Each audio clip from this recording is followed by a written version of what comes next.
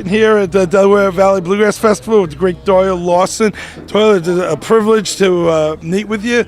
I wanted to get to ask you a few questions here. Well, one thing is you have a reputation of hiring people who go off and really become solid bluegrass phenomenons. Is this something that just happens, or do you have an educational program in your bus that you are putting people through? Well, I don't know about the program. It's called My Way. Is that it? Well, it is the fact that I find people that come here and do a great job and they listen. You don't stay around as many years as I have without having something that sets you apart in some way, and style and having identity creates longevity. So the people that have been here, for the most part, the ones that have gone on, and we'll say Russell Moore, Lou Reed, Jamie Daly, Steve Gully, Sean Lane, the list goes on and on. I don't want to call names and leave somebody out, but yet when they go away, I think they take away a certain discipline about and seriousness about the music and that maybe they didn't have before. But it's I kind of refer to it as passing the torch. Somebody asked me one time, "Don't you get tired of personnel changes?" And I said, "Well, look at it. What if the music had stopped with Bill? We wouldn't have had this music. We wouldn't have had Flat and Scruggs and the Osborne and Jimmy Martin, Mac Weiser, Reno and Smiley, and Jim and Jesse, and on down through the country gentlemen, J.D. Crowe, and up to me." So it's a thing that is going to occur. If you go into a role as a band leader expecting nobody to ever leave, then you best not do that because they will. And so I wish them the best and get on with what I need to do. Well, let me ask you this question here regarding passing the torch. There was a time you were on the other side. Tell me about how did this all come together when you were a younger man and you were climbing the ladder yourself? What were some of the challenges that you found? Well, my goal when I was a kid, when I wanted to play music, the thought of being a band leader never entered my mind. What I wanted to do was be on stage with a band, and I wanted to work for either Mr. Bill Monroe or Jimmy Martin, and I liked their music. And as it turns out, I was a banjo player first for Jimmy Martin, and then later on I played guitar and mandolin with J.D. Crowe and the Country Gentlemen. Actually played banjo with the Gentlemen for about 3 months, waiting for a replacement to come in.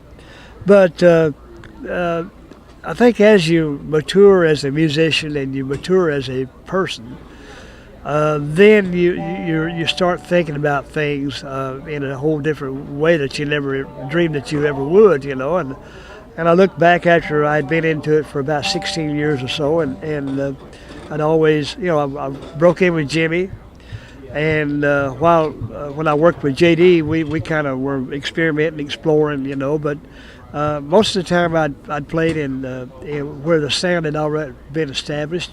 For instance, Jimmy Martin and the Sunny Mountain Boys, the Country Gentlemen, and my job was to adapt to I didn't expect them to change for me. My job was to change for where I was. So I began to think about what it would be like if I wanted to be on the ground floor and have, even though I had a lot of freedom, I wanted to have, I guess, total control. And so I made a decision in 1971 after 7.5 years, to break away from the Gentlemen and try it. Now, there was no guarantee, and I can't tell you that I was confident, but I was still a little apprehensive. You don't know if it's going to fly or not, but I was blessed, and I hit on something that people liked, and evidently after almost 40 years of being a band leader myself, I think they're still liking it pretty good. I think they are. But when you went out on your own, you suddenly had to deal with things that as a band leader that you don't have before? Well, such not as necessarily. Oh no, I'm thinking the behind the scenes. Yeah. Well, when I worked with Jimmy, I worked for Jimmy twice. And the second time, I took a lot of work away from Jimmy. I just volunteered to do things that nobody else was doing, you know, and getting having to go into the shows, find out what time we went on, and do little things to take it away from him. And then with the Country Gentleman, I was a partner there, and I had my responsibilities that I did. So it was not unfamiliar. I was not into foreign territory. I'd experimented with that, and plus that, and I'd been in the studios. I've been producing for the Country Gentleman, and they allowed me the freedom to do that. So it was all a great learning experience for me, and kind of prepared me for flying solo, so to speak. You know? Right. Well, you've been in the business now for quite some time. And bluegrass to you is, I'm sure, something extremely important. What do you feel of where it's heading now? Well, you know, that could very well be a loaded question, but it's not. It's not meant to be loaded. I know, and I'm not meaning for it to be loaded, Yeah. but the facts are that music is an ever-changing thing. But I believe in that there's a something that separates one genre of music from the other, and in the values and tradition that were set by the pioneers.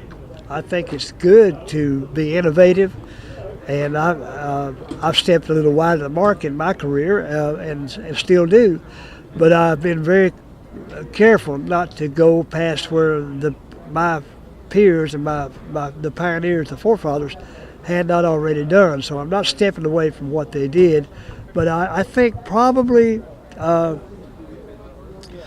there's not everything that has a mandolin or not everything that has a banjo in it would you necessarily call bluegrass.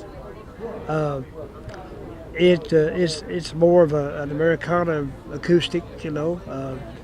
And I'm not knocking any of it, but the facts are that I hope that we don't lose the identity of the bluegrass and where it came from. I believe in innovation, and I'm all for that. But I still think that if you carry any kind of music, and we'll take bluegrass out of it, but any kind of music, if you step away too far and it becomes something that you really don't know exactly what it is, then you're no longer playing what you call what you're playing, you know, and that's just the truth.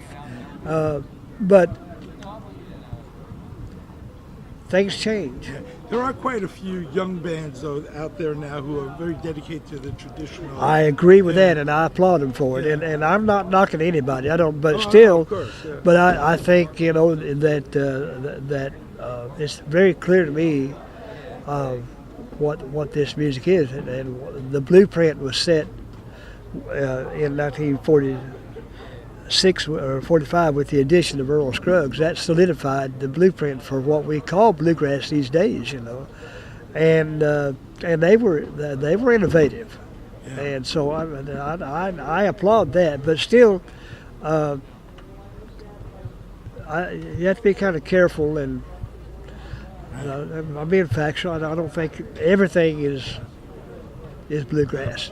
Well, it's a pleasure. You're certainly a hero to so many, and you've done so much for bluegrass. And on behalf of everyone, thank you, and thanks for taking a moment to talk to us. And My pleasure. And you take it easy. We'll see you next time. Thank you.